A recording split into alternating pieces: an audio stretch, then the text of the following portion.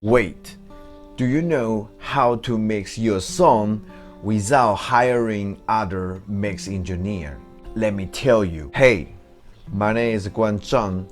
I've been mixing metal songs for over 10 years, and most of our clients are locally in Taiwan here, and I also run an online service that provide all various of audio service. And my international clients are from Japan, China, Germany, Sweden, Italy, United States. And the answer towards the latter question I just asked you, do you know how to mix your song without hiring other mix engineer?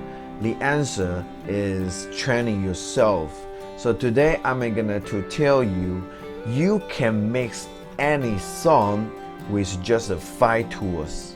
The first one is EQ, equalization, and that is a tool that can help you to balance every single of the sound within your track, like a kick drum, snare drum, bass drum, cymbal, tom-tom, guitar, hi-hats, vocal things, piano, whatever. You can blending all of them fit together perfectly without any conflict. You can fix some bad situation when you are recording, and you can shape the sound as you wish, right?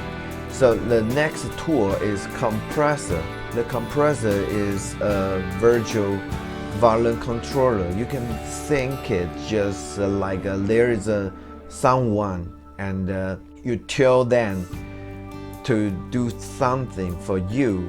For example, the compressor is, you can set a threshold when your signal hit the threshold, and then over, you can set a ratio to tell the compressor how much you would like to compress. And also you can tell the compressor how fast you would like to compress, and then go back how fast you would like to release the compress. And in the modern mixing section, you will have to make a sound more louder, bigger in the mixing, and larger than your life. So the compressor is a dynamic tool. You got to have to master it, especially when you are do something modern mixing section. And it's also a dynamic tool. It can decrease the dynamic range.